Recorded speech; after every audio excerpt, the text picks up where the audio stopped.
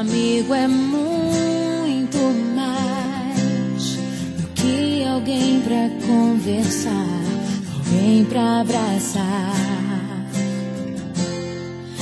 Amigo é uma bênção que vem do coração de Deus pra gente cuidar. É assim que você é pra mim, como uma pérola que eu mergulhei pra encontrar. É assim que você é pra mim, um tesouro que pra sempre eu vou guardar. Amiga, eu nunca vou desistir de você, e pela tua vida eu vou interceder, mesmo que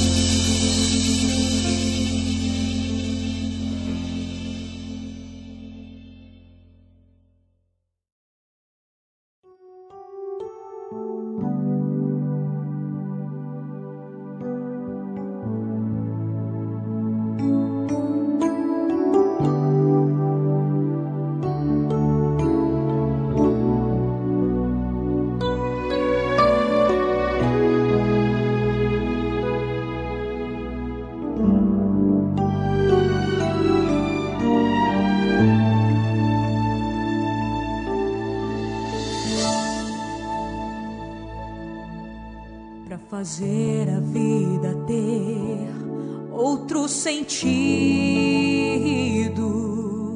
é preciso procurar, encontrar e conquistar um grande amigo para você confiar sem ter medo de errar. Um sorriso pra fortalecer se a tua mão enfraquecer. Um amigo vem te socorrer. Os amigos são presentes conquistados lentamente. Sentimento forte que não se entende.